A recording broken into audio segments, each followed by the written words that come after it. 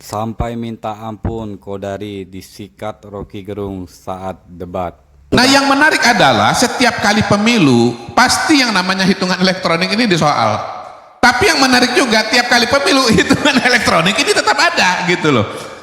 Sementara ya ketika ini dipersoalkan saya jadi bingung juga ini. Sebetulnya teman-teman yang membuat desain undang-undang mengenai pemilu ini, kenapa kemudian membuat adanya hitungan manual, ada hitungan elektronik, tapi tiap kali diadakan pemilu yang mempersoalkan hitungan elektronik itu adalah mereka sendiri gitu loh. Mereka yang membuat, mereka yang melahirkan, mereka juga yang mempersoalkan. Coba ya saya intervensi kecil ya. Karena seolah-olah Kodari mau menerangkan ini soal teknis mata-mata itu problemnya. Poinnya, kenapa ada jurisdik, ada kecurigaan terhadap soal ini? Menurut Anda? Ya karena kalah, Bang. Bukan. Orang-orang yang kalah ini mencari dalih supaya dia mengatakan dia mau nggak kalah. Yang kedua, dia mau membangun bargain position. Walaupun dia sudah kalah, dia masih punya posisi tawar gitu loh. Entah misalnya nanti untuk masuk ke kabinet atau hal yang lain. Itu jawaban yang pasti hadir. Setiap orang kalah pasti bikin soal tuh. Tetapi kenapa psikologi kecurigaan itu melekat terus di benak publik, bahkan bagi mereka yang nggak bermain politik? Kalau sepengetahuan saya ya, yang namanya naluri kecurigaan atau tudingan-tudingan itu selalu berlaku dalam setiap pemilu dan tiap ada yang kalah gitu. Dan itu sudah dinyatakan misalnya oleh Pak Mahfud MD sendiri. Kalau nggak salah dia acara LC, setiap kali pemilu, setiap ada yang kalah pasti menyalahkan KPU. Jadi sebetulnya ini adalah pola yang berulang ya, gitu loh. Itu berulang, tetapi iya. Apa yang spesifik dalam pemilu hari ini? Sehingga anak 11 tahun, kelas berapa itu? Saya habis ketemu anak 11 tahun. Dan dia baca itu, dia bilang, ya memang curang tuh. Kenapa curang? Ya itu yang sudah dibicarakan tuh apa namanya MK segala macam. Jadi sebetulnya kecurangan itu melekat jadi paradigma, bahkan jadi ingatan semua orang itu. Anda bicara dengan milenials di dunia, mereka anggap begitu. Mereka nggak terlibat, mereka kalah, mereka menang, mereka kalah, nggak ada problem. Tetapi soalnya adalah imajinasi orang tentang kecurangan itu sudah mendahului semua usaha untuk membenarkan. Bang, saya nggak mau masuk ke sana, Bang. Karena apa, Bukan, Bang? kenapa you nggak mau masuk di situ? Bicara imajinasi, maka imajinasi orang akan berbeda-beda. Saya akan masuk kepada fakta. Saya nggak mau berbicara imajinasi. Saya tidak mau masuk kepada skema pemikiran yang Abang berikan. Nggak usah masuk di situ. Karena diskusinya buat saya bukan soal imajinasi. Jangan masuk di situ. Gini. Bahayanya soal imajinasi itu adalah banyaknya dugaan-dugaan dan asumsi-asumsi, sementara realita yang terjadi di lapangan tidak seperti itu. Kalau saya nih, Bang, ya bicara mengenai kenapa 02 menang, kalau saya meruntut saja kepada temuan-temuan dari survei yang memang menunjukkan bahwa dukungan mayoritas masyarakat itu kepada 02 gitu. Kalau hasilnya nanti kemudian ternyata 02 menang, bukan karena curang, tapi karena memang rakyat ya memilih 02 gitu, Bang. Nah, itulah yang menjadi problem. Seolah-olah semua ini adalah sebuah desain kecurangan. Itu yang saya tidak setuju. Termasuk juga soal belum. Karena yang akan memberitakan saya adalah Bang Karni, bukan Anda. Iya, jadi ya kan Bang Karni kan moderatornya kan gitu. Jadi semua ini adalah suatu proses, dan saya bisa mengatakan dengan temuan-temuan survei yang dilakukan oleh berbagai macam lembaga yang sudah punya track record, kita bisa lihat bagaimana pola dukungan kepada 02 itu terus meningkat dan akhirnya menang gitu loh. Jangan sampai buruk muka cermin dibelah. Itu yang terjadi pada hari ini, buruk muka cermin dibelah. Ada teori dalam psikologi, orang yang bicara sangat cepat itu untuk menutupi kelambanan pikirannya.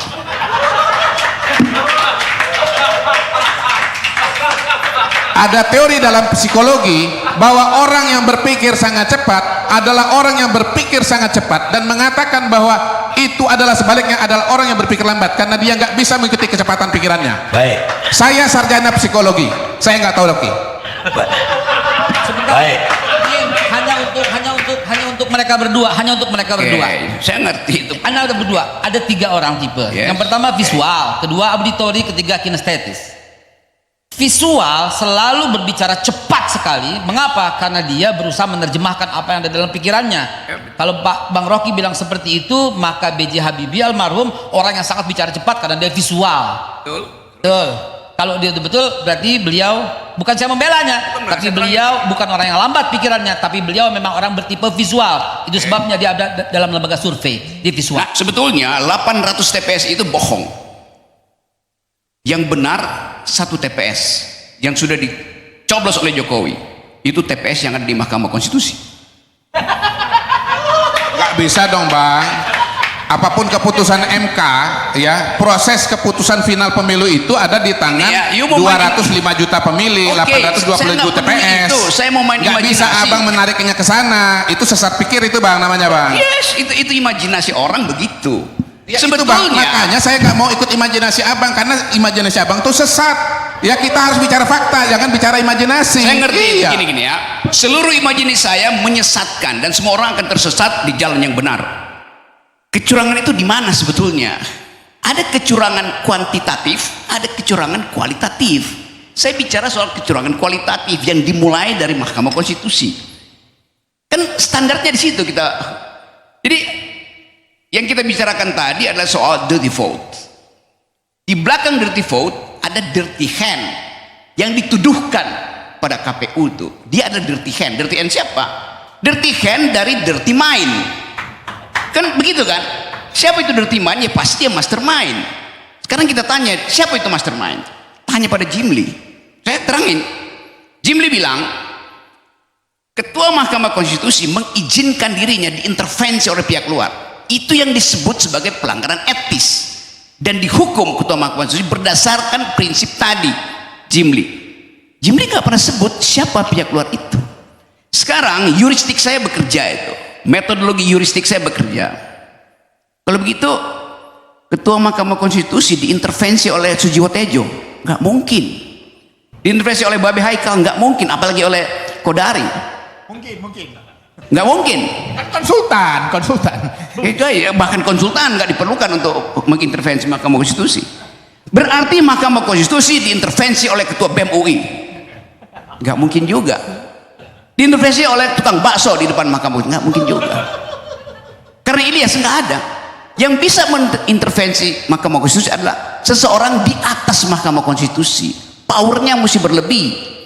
Nah, power Jokowi itu bukan saja berlebih, tetapi membanjiri Mahkamah Konstitusi. Karena dia punya power sebagai presiden, yang punya hak untuk menentukan hakim-hakim MK, kan ada yang jatah presiden kan?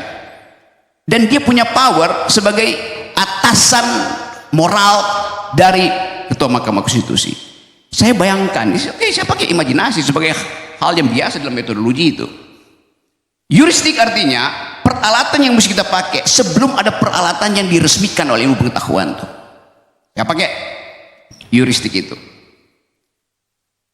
Kalian yuk belajar saya belajar di 5 fakultas. Saya belajar pertama fakultas teknik, belajar kedua jurusan hubungan internasional, belajar ketiga hukum, belajar keempat ekonomi, belajar kelima filosofi itu.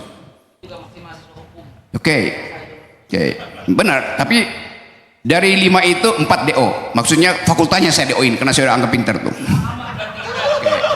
Saya terangin dulu ya. Saya belajar statistik teknik, statistik matematik. Lalu saya belajar statistik sosial. Kemudian saya belajar statistik dalam filosofi namanya heuristik. Hermeneutic of suspicion itu. Jadi saya mencurigai memang itu adalah hal yang sifatnya metodologis itu, dipertanggungjawabkan dalam epistemologi. Saya terangkan dulu ya. Tadi saya sampai pada who is the mastermind. Jimli nggak mau sebut namanya tuh. Satu waktu Jimli akan dipanggil oleh pengadilan. Siapa yang Anda sebut? Yang Anda maksud dengan yang mengatur, yang memungkinkan terjadinya perubahan di dalam cara berpikir Mahkamah Konstitusi melalui dugaan epistemik dari Haikal. Siapa kira-kira mastermind? Saya jawab ya. Yes. Nama, sebut nama. Sebelum nama saya mau jelasin dulu dong. Oke. Supaya Bang Rocky lengkap referensinya.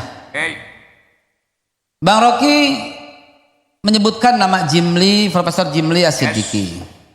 Bang Rocky nggak tahu bahwa Pak Jimli Asyidiki sudah menyampaikan dengan jelas setelah itu Ada di sosmed, di YouTube, di Facebook. Apa yang disebut? Yang disebut adalah Pak Jokowi. Saya bukan pro Pak Jokowi ya. Saya cuma mau menyampaikan apa yang disampaikan Pak Jimli Asidiki.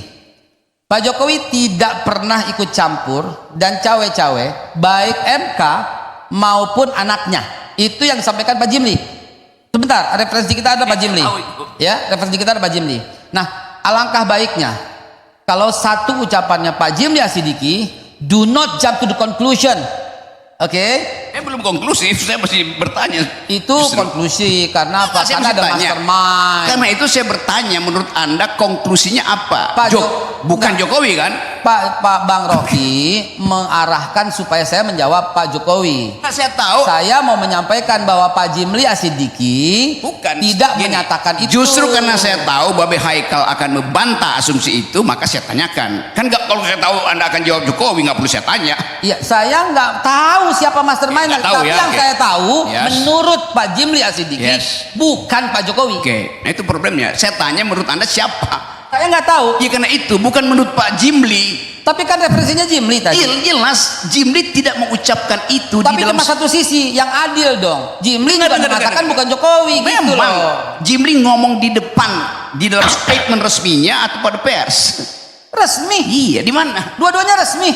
Di mana di tulisan di situ di dalam keputusan Jimli disebutkan? Cobalah. Memang nggak ada. Gali informasi sebanyak mungkin dulu. Do not jump to the conclusion. Do not jump to the imagination. Kumpulkan dulu data semua, Bang Rocky. Even I jump beyond it gitu. Saya terangin ulang ya. Data itu adalah keputusan dari MK. Tidak disebutkan di situ. Yang saya maksud dengan pihak luar adalah bukan Jokowi. Nggak ada statement Jimli di situ. Bukan, ini statement formal statementnya begitu, bukan formal, official statementnya dari kan memang nggak ada. Karena itu pers bertanya-tanya. Nah sekarang kita karena nggak tahu, kita pakai otak untuk cari tahu kan. Kan cuma itu kan. Maka kesimpulan saya, orang yang dimaksud oleh Jimli pasti secara kategoris bahkan cuma Jokowi. Ya itu. Kan itu hasil reasoning, bukan imajinasi. Nah, fakta ini menunjukkan bahwa mastermind mengendalikan, dirty mind mengendalikan dirty hand, mengendalikan dirty vote. Algoritma itu yang sekarang berlaku sebagai dasar untuk menguji soal-soal kejujuran pemilu. Jadi yang Anda bicarakan tadi itu adalah ya kesalahan kuantitatif bisa karena mesin. Tetapi jangan lupa ada ghost in the machine. Ada iblis, ada setan di dalam mesin. Jadi poin ini yang sedang kita cari upayakan. Kalau sekedar dasar evaluasi teknis disuruh aja dibongkar itu KPU, ya mungkin ya nggak ada kecurangan. Okay. Tetapi dari awal kecurangan itu dimulai oleh ambisi presiden. Benar-benar debat seru, hampir adu jotos.